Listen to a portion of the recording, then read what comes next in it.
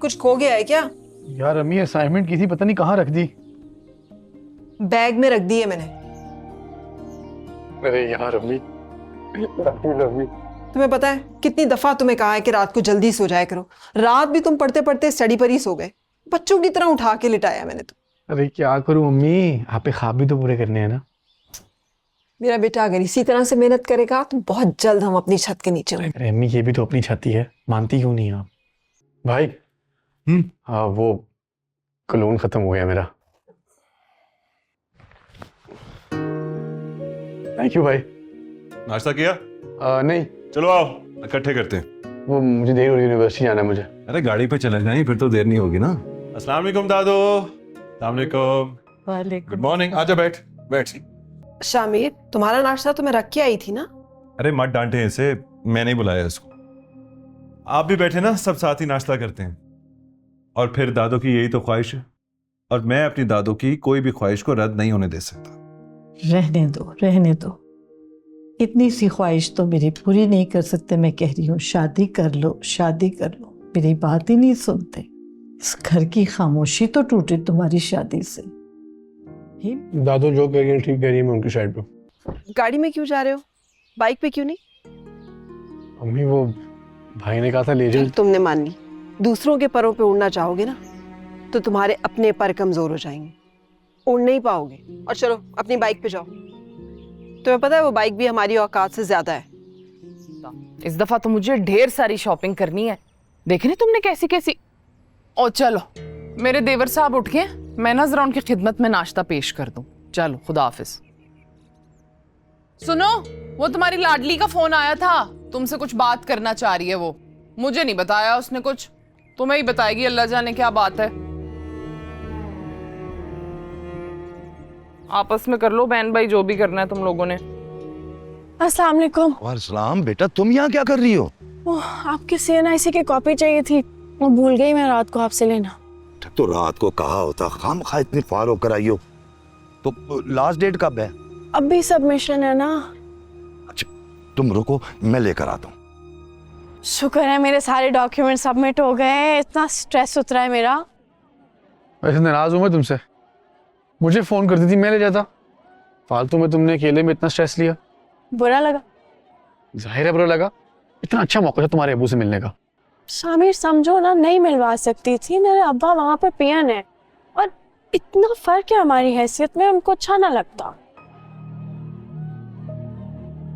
तो तुम कह देती कि मामूली से क्लास फेल हुई है।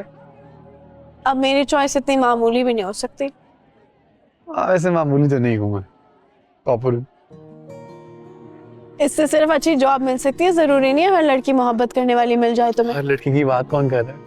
मैं सिर्फ तुम्हारी बात कर रहा हूँ। अगर सिर्फ मेरी बात कर रहे हो तो फिर अल्लाह का शुक्र अदा किया करो, क्योंकि मैं भी करती हूँ। क्या बात करती, डरती हो वैसे तुम अपनी ये बीबी टो से? ओ हेलो, मैं किसी से नहीं डरती। अच्छा, वो बस छोटी छोटी बातों पे इतना फसाद करती है, उसमें नहीं उलझना चाहती मैं बिला वजह। वैसे नाम ठीक रखा है तुमने उनका, बीबी टो। तो और क्या, टो लेने के अलावा कोई काम है? यार इसकी तो मौजें लगी हुई हैं। लिख ले मेरी बात, राबी को देख के शो ऑफ करता है। समझदार है, जानता है कि अगर राबी को इसकी हकीकत का पता चल गया तो इसको टाटा बाय कर देगी। लेकिन हकीकत कब तक छुपेगी? चल आजा चले। अस्सलाम सर। वालेकुम सलाम। सर ये आपका पार्सल आया। आपको ऑफिस के डेकोरम का नहीं पता? इस तरह मुंह उठा के मेरे ऑफिस में मत आया करें। जो भी काम है मेरी सेक्रेटरी को कहा करें। माजरत सर, वो सेक्रेटरी मौजूद नहीं थी इसलिए लेकर आ गया। आइंदा एहतियात करूंगा। रख दें। वेल डन यार, शाबाश। हेंस प्रूव्ड कि अगर टीचर काबिल हो तो स्टूडेंट भी काबिल ही निकलता है। काश कि मेरी काबिलियत तुम्हारे अलावा भी कोई देख ले। पप्पू आप अगले घर कब जाएंगी? अगला घर? अम्मी कह रही थी आपको अगले घर जाना है। होमवर्क कर लिया आपने? बैग पकड़ो, मेरे कमरे में जाओ, मैं आऊँ। चलो शाबाश, जल्दी करो। अरे कहाँ जा रही हो तुम? अगले घर। अरे यार छोड़ो, पता है तुम्हें उनकी आदत है। लेकिन मेरी आदत नहीं है चुपचाप कुछ भी सुनने की। मुझे एक बात बताओ, क्या गलत कहा हूँ?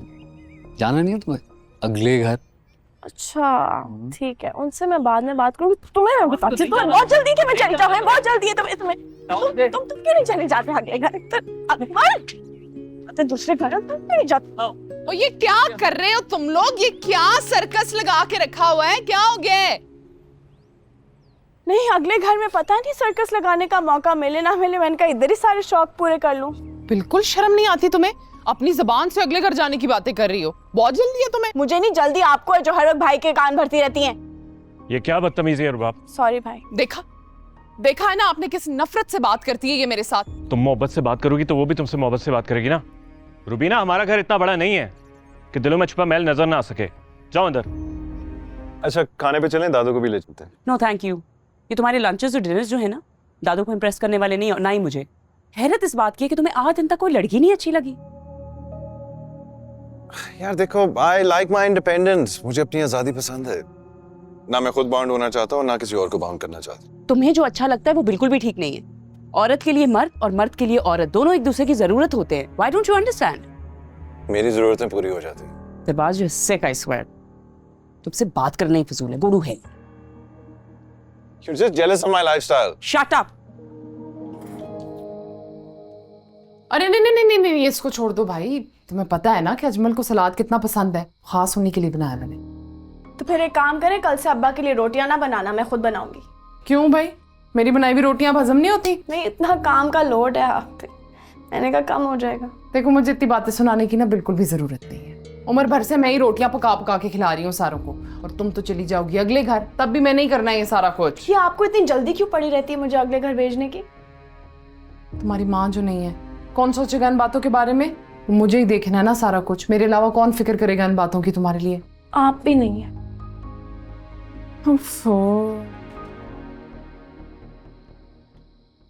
ओए, ये सलाद। इन लोगों से तो बंदा बात भी नहीं कर सकता ना कोई। इसे इस तरह से वहां सजा कर और इसकी खुशबू से अपने जिस्म को आलूदा करके तुमने खुद को कितना बेमोल कर लिया। मांगे की खुशबू ज्यादा देर नहीं चलती है शामिर। मैंने मांगा नहीं था उनसे, भाई ने खुद दिया। फिर भाई, कितनी दफा मैंने तुम्हें कहा है कि भाई नहीं है वो तुम्हारा, मोहसिन है ये लोग हमारे, और हम इनके साथ बराबरी का रिश्ता नहीं बना सकते। अच्छा अम्मी बस करें, उन्होंने कभी अपना एहसान जताया भी नहीं है। तो इसका क्या मतलब है कि हम अपनी हैसियत भूल जाए? यार अम्मी, मुझे ना आपकी बातें सुन के बड़ी हैरत होती है। आप भी चाहती हैं आपका बेटा दूसरों को इतना अच्छा लगे? मेरा बेटा दूसरों से बहुत अच्छा है, बस मुझे उस वक्त अच्छा नहीं लगता जब मांगे की चीजों से अच्छा बनने की कोशिश करता है। हमारी और इनकी हैसियत में बहुत फर्क है। दिबाज के बाबा और तुम्हारे बाबा बहुत गहरे दोस्त थे, और तुम्हारे बाबा के मरने के बाद भी उन्होंने उस दोस्ती की लाज रखी है। हाँ, तो हसन अंकल भी तो मुझे हमेशा बेटा ही कहते थे, और उन्होंने तो ये भी कहा था कि मैं दिबाज भाई से बहुत बेहतर हूँ। हौसला देते थे तुम्हें, बहुत अच्छे इंसान थे वो। बेटा, बहुत मुश्किल वक्त गुजरा है हम पे। तुम्हारे बाबा कितने बीमार हो गए थे, कितना लंबा अरसा उनके डायलिसिस होते रहे, सारा खर्चा हसन भाई ने उठाया। और बीजान हमेशा मुझे हौसला देती रही।